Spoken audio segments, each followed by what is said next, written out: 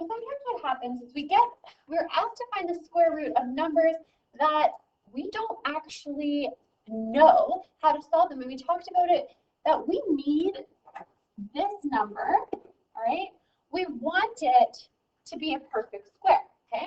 What a perfect square means is that we are able to find a whole number, okay? It's got to be a whole number, okay, that multiplies by itself to get the number on the inside. So an example of a perfect square would be 16 or 25, right?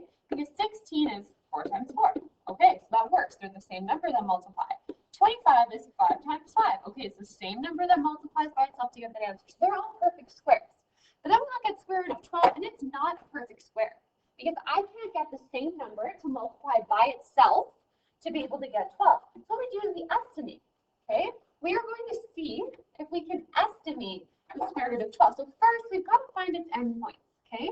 What two perfect squares is the square root of 12 in between? Okay, well, we go 1 squared is 1, 2 squared is 4, 3 squared is 9, 4 squared is 16, right? And actually, we found it, right?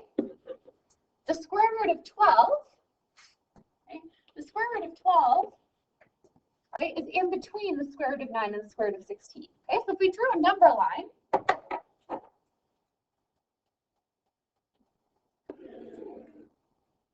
over here we have the square root of 9, and over here we have the square root of 16. Okay, and in between it we have square root of 10, square root of 11, square root of 12, square root of 13, square root of 14, and square root of 15. Okay. Now, all these things in the middle, there's only two that actually have a correct, a whole number answer. The square root of 9, we know that's 3. And we know that the square root of 16, we know that's 4. Okay, we do have those.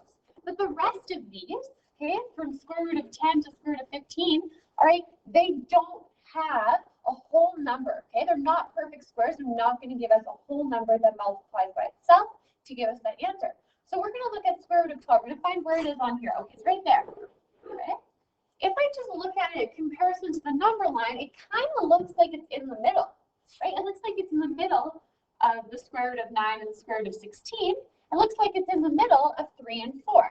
Okay, well, what's in the middle of 3 and 4? 3.5. Okay, so a good estimate, all right, for the square root of 12 would be 3.5, because it looks like it's in the middle. If I wanted to be a bit more precise, I could figure out, okay, which number is it closest to? Is it closer to the 9 or is it closer to the 16? Okay, and if I did that, all right, I would find that 12 is a little bit closer to the 9. Okay, just a little bit closer, not by a lot. Okay, just a little bit closer to the 9 than to the 16. So a little bit closer this way would actually be 3.4. Right, so it wouldn't be that much closer, just a little bit over the 3.5, closer to the 3. That would give me 3.4.